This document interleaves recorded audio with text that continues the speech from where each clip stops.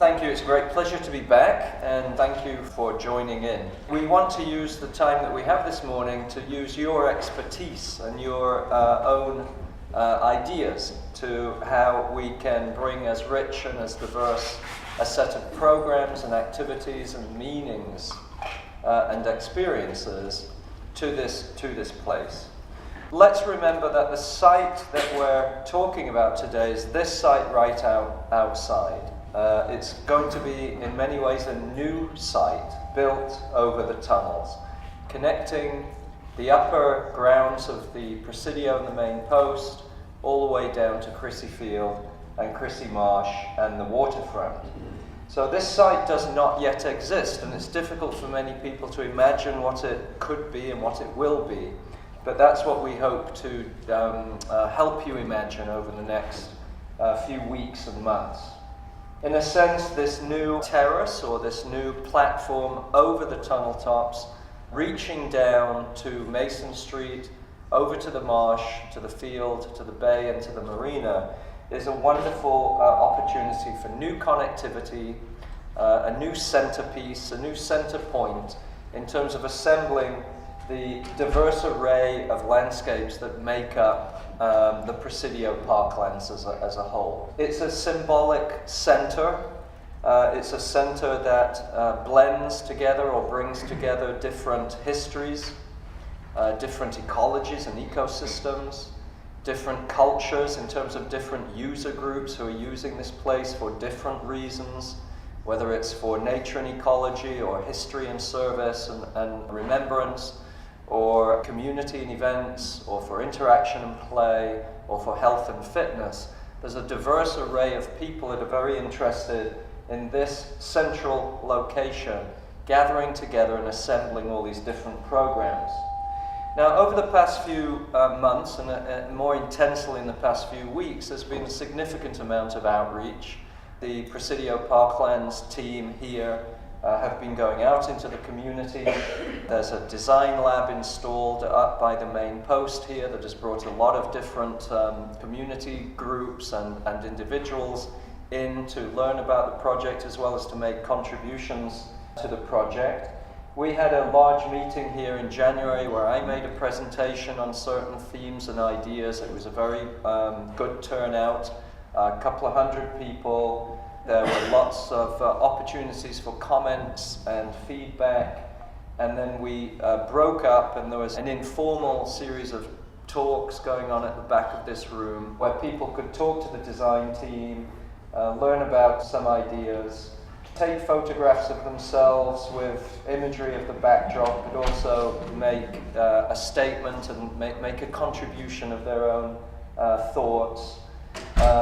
We had some scribble boards where people could pick a pen and just write and leave their own mark of ideas.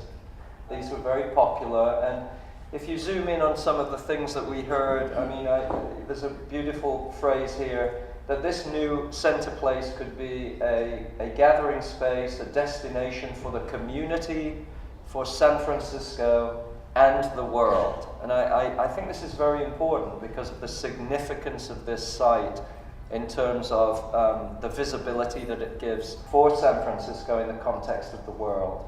This person writes, a place that reminds us how great of an area we live in and bring nature back to this major urban city.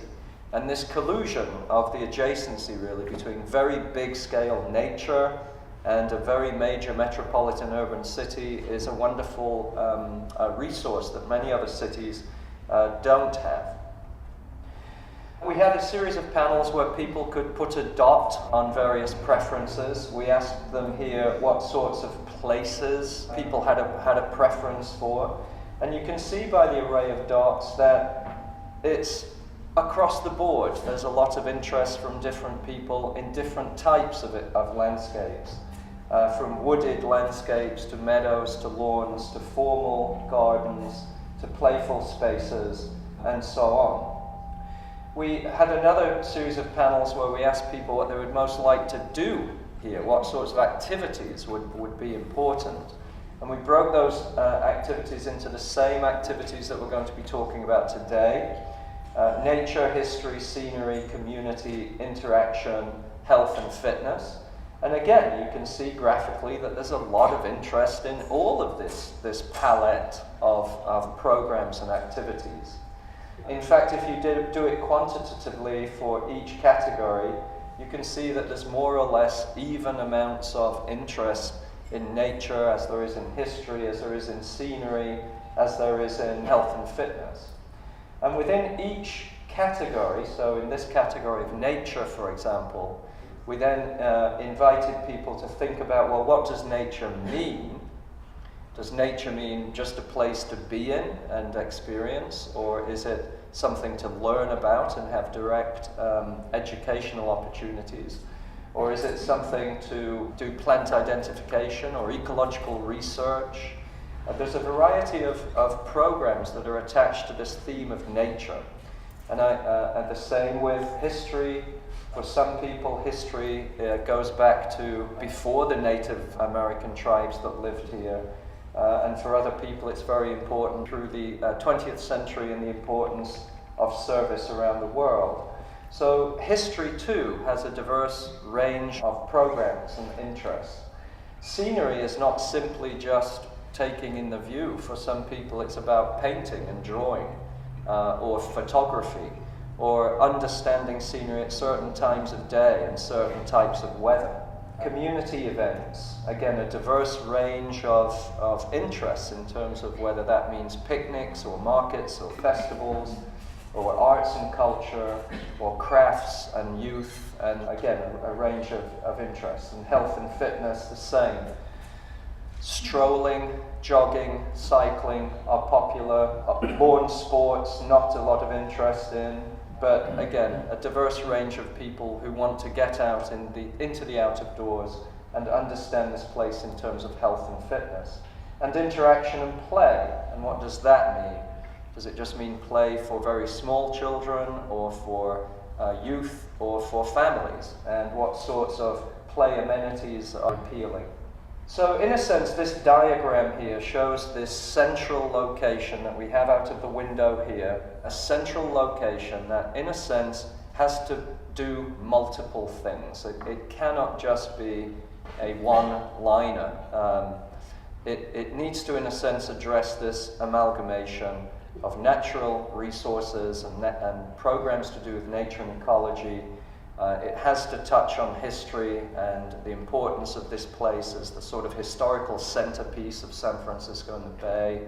It has to touch on play and interaction and youth. It has to hit on community and events and so on. So these 6 themes are the themes that we've invited you all to help us think about today. Each of the tables has its dedicated theme, and there's a sort of a captain of each table that will help to steer the conversation. Just to prompt thought about these things, we have a few images here along the theme of nature and ecology, recognizing that this landscape is very, very rich and very significant in terms of natural resources and its various ecosystems. It's an extraordinary environment, and it's very significant regionally and nationally in terms of the natural resource story here. There are coastal bluff landscapes, dunes, a variety of meadows and grasslands and plantings. There are opportunities to simply stroll and hike through these kinds of environments. There's a lot of interest in bird watching and in participating in learning about nature. There's a huge program with youth education where inner city children are brought out here to learn about the natural resources of the Bay Area. There's a lot of volunteering and stewardship and taking care of the land and understanding what it means to nurture and be a good steward of the environment. A good deal of interest in things like plant and tree identification and learning about the different plants and the different components that make up this community. Up in the Presidio area in particular, there's a good deal of interest in horticulture, and not just the native landscapes, but also horticultural exploration and horticultural experimentation. And a good amount of environmental research and scientific research and ecological study. So So the category of nature and ecology is very interesting in terms of its range of potential, and we'd like to invite the people at the nature and ecology table to think more about what that means and the kinds of experiences that that could have here. This is obviously a very important site for scenery. We believe that when you get out on the tunnels, you will see a 360-degree panorama of the city, the bay, the bridge, the Presidio, and have this extraordinary sense to see yourself in the center or in the navel of the city and the bay.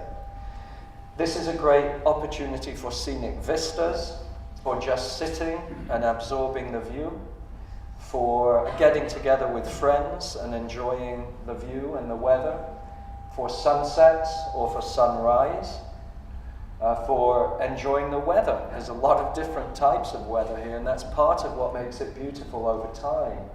The fogs.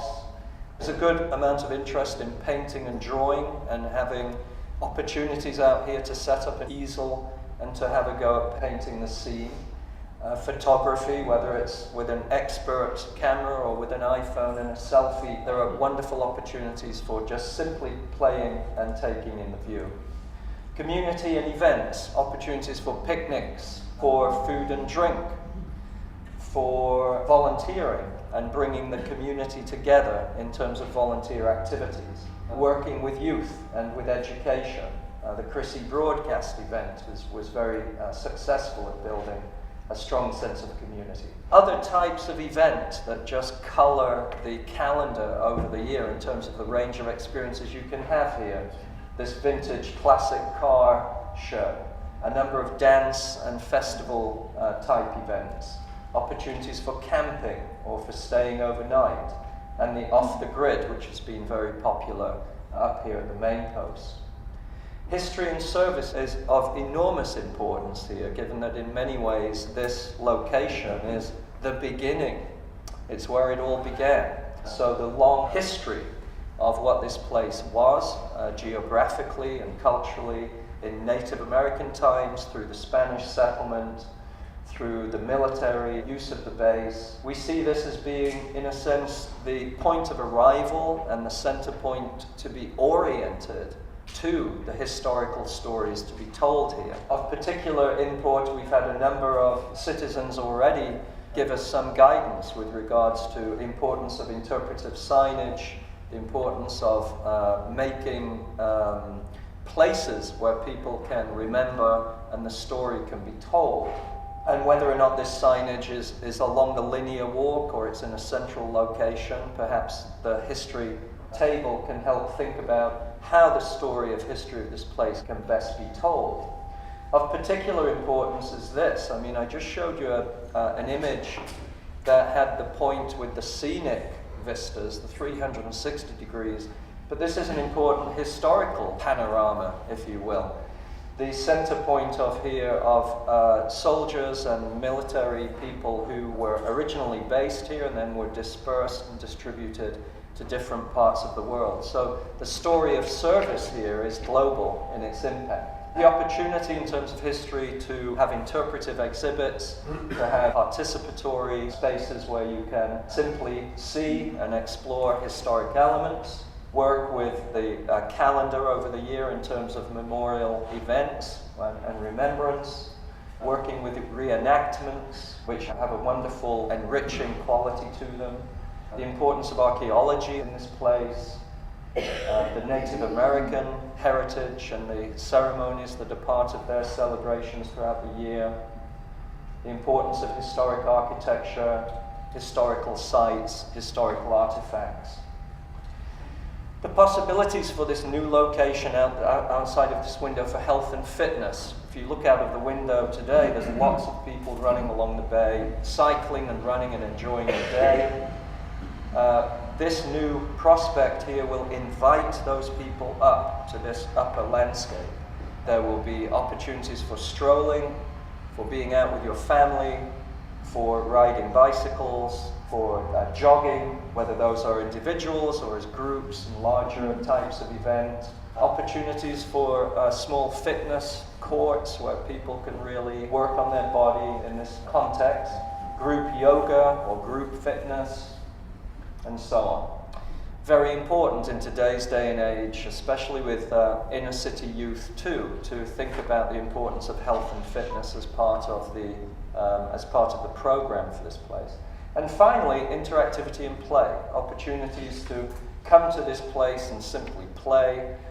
This is wet play, working with sand and water, working with more structured play environments, working with interactive elements where children and youth can put things together and be constructive, imaginative play, working in more didactic environments, summer camp, learning, group work, education and volunteering, games, outdoor chessboards, places where you can participate with play in a game format, and interactivity in terms of playgrounds. So the interaction and the play group, we'd like to learn from you with regards to what types of play and interaction opportunities are in this place.